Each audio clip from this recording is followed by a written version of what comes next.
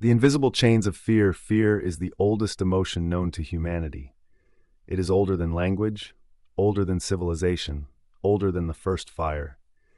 It is the silent whisper that stops you from speaking your mind, the heavy weight that keeps you from taking action, the invisible force that makes you hesitate when standing on the edge of the unknown. To conquer fear, we must first understand what it is. Carl Jung, one of the greatest psychologists of the 20th century, believed that fear is often a projection of our unconscious mind, a shadowy reflection of the parts of ourselves we refuse to confront. Fear, then, is not just an external force, but something deeply internal. It is a symptom of unexamined life, of unintegrated truths, of a self divided against itself. Nietzsche, on the other hand, saw fear as a tool of control. In Thus Spoke Zarathustra, he writes, "The secret of the greatest fruitfulness and the greatest enjoyment of existence is to live dangerously." But how many truly dare to live dangerously? From birth, we are conditioned to fear. Society teaches us to avoid discomfort, to obey authority, to conform to norms we never chose. This conditioning creates a prison of the mind, a psychological cage where we mistake security for happiness and comfort for fulfillment. The result? Most people live in fear without even realizing it. They fear failure, so they never take risks. They fear rejection, so they never express their true thoughts. They fear uncertainty, so they cling to routine. They fear the unknown, so they never step beyond the boundaries of their safe little world. But here's the paradox of fear. The more you avoid it, the stronger it grows. The mind is a battlefield. The greatest wars are not fought with swords and guns, but within the human soul. And the battle against fear is the most crucial war of all. Confronting the shadow, the fear that lives within. Carl Jung believed that every individual carries a shadow, the unconscious part of the psyche that contains everything we have suppressed, denied, or feared about ourselves. To Jung, fear was not just about external threats. It was a manifestation of our refusal to acknowledge the truth about who we are. The shadow consists of all the emotions, desires, and instincts that society has taught us to reject. Our rage, our selfishness, our ambition, our raw power. These things are buried deep, locked away because we were told they were wrong. But what happens when you suppress part of yourself? It doesn't disappear. It festers. It grows stronger in the darkness. And eventually it takes control in ways you don't even realize. Fear as the shadow's reflection. The fears we experience in life are often reflections of the shadow we refuse to face. The fear of failure, a sign that we have rejected our own ambition. The fear of rejection, a sign that we have disowned our need for self-expression. The fear of conflict, a sign that we have repressed our own power and assertiveness.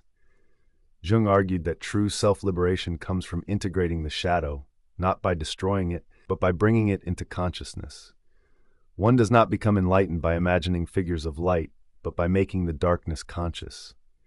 In other words, conquering fear is not about pretending it doesn't exist. It's about facing it directly, understanding it, and embracing it. This is why Nietzsche admired figures like the Übermensch, the person who transcends societal conditioning and fully embraces their authentic self. The Übermensch does not run from their shadow. They master it, and in doing so become something greater. How to integrate the shadow and overcome fear. Self-honesty. Look within. What are you afraid of? What parts of yourself do you deny? What desires do you suppress? Emotional awareness. Instead of avoiding fear, observe it. What is it trying to tell you? Shadow work. Express what you've suppressed. If you've been afraid to speak your mind, start speaking. If you've been afraid to take risks, start taking them. Courage through action. Fear dissolves when confronted. The more you lean into discomfort, the less power fear holds over you. By integrating the shadow, you become whole. And in doing so, you unlock a level of power and self-acceptance that most people never experience. The will to power, transforming fear into strength. Friedrich Nietzsche's philosophy was not about passively enduring life's struggles. It was about conquering them, about taking the raw materials of suffering and fear and forging them into strength. At the heart of his philosophy lies the will to power, the fundamental drive within every living being to expand, overcome, and grow.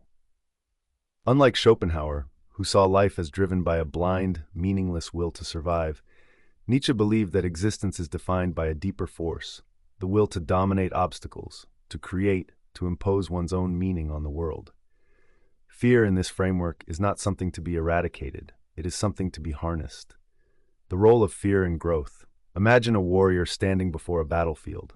Fear rises, but that fear does not mean weakness. It is a signal that they are stepping into the unknown, into something worthy of battle. The weak retreat, the strong advance. Nietzsche believed that those who succumb to fear remain slaves, slaves to comfort, to the herd, to mediocrity.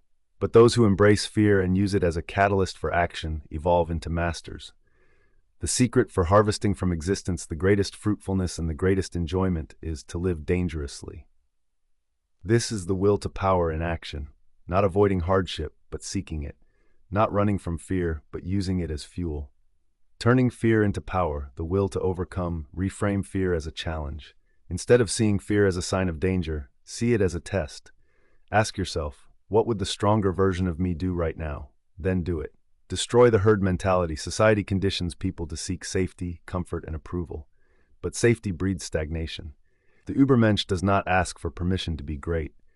Stop seeking validation. Stop waiting for external approval. Decide what you want and take it. Face what you fear most. Nietzsche's concept of amor fati, love of fate, teaches us to embrace all experiences, including suffering and fear, as necessary for growth. The strongest individuals are those who deliberately walk toward their fears instead of avoiding them. Mastery through struggle. Everything powerful is forged through resistance, muscles through tension, wisdom through pain, greatness through adversity. Fear is a sign that you are on the right path. If you feel no fear, you are not pushing hard enough. The will to power demands that you stop being controlled by fear and instead use fear as a tool to push yourself forward. Individuation. Becoming your true self. If Nietzsche's will to power is about transforming fear into strength, Carl Jung's concept of individuation is about integrating that strength into your identity, becoming the fullest, most authentic version of yourself. Jung believed that most people live fragmented lives, ruled by unconscious fears, cultural conditioning, and the need for social approval. He argued that true self-realization requires a deep psychological journey, a confrontation with the unconscious, the integration of the shadow, and the emergence of a fully developed self. The prison of the false self. From birth you are conditioned to conform. Parents, teachers, society all impose rules about what is acceptable. Slowly, a false self is created, a mask designed to please others and avoid rejection. This false self is a product of fear, the fear of judgment, failure, abandonment. It keeps you trapped in a small, safe, predictable life. But the price of safety is enslavement. If you never break free, you will live and die as someone else's creation, never truly knowing who you are. Until you make the unconscious conscious, it will direct your life and you will call it fate. Carl Jung. The descent into the shadow. The first step to conquering fear is facing what you have repressed. Jung's shadow represents the parts of yourself you've denied. Your aggression, ambition, sexuality, desires, and fears. Most people suppress these elements, terrified of what they might reveal. But by ignoring them, they give them more power. One does not become enlightened by imagining figures of light, but by making the darkness conscious. The way forward is through confrontation. To become truly yourself, you must own every aspect of your being, your strengths and weaknesses, your light and darkness. Facing the abyss, the fear of the unknown. Nietzsche warned that breaking from the herd leads to an abyss, a terrifying void of uncertainty. Whoever fights monsters should see to it that he does not become a monster. And if you gaze long into an abyss, the abyss also gazes into you. This abyss represents true freedom.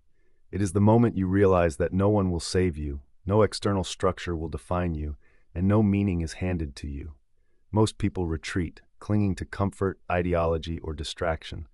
But those who persist, who stare into the abyss without flinching, find themselves on the other side, reborn. Emerging as the Overman, Nietzsche's Übermensch is the final stage, the one who has gone through the fire, faced fear, and emerged as a creator of their own values, their own meaning, their own life. Jung's individuated self is similar, a person who has integrated the shadow, accepted and controlled their inner darkness, abandoned the false self, stopped seeking external validation, created their own identity, lives by internal truth rather than social conditioning. The final conquest, living without fear. To conquer fear is not to eliminate it, but to make it irrelevant. Once you have faced the worst within yourself, what can the world possibly do to you? Once you have walked alone into the abyss, who else's approval do you need? Once you have died to your old self and been reborn, what is left to fear? The higher we soar, the smaller we appear to those who cannot fly. Most people remain trapped, ruled by unconscious fears. But those who embark on this path, the Nietzschean Overman, the Jungian individuated self, become the few who are truly free. The only question left is, will you have the courage to become yourself?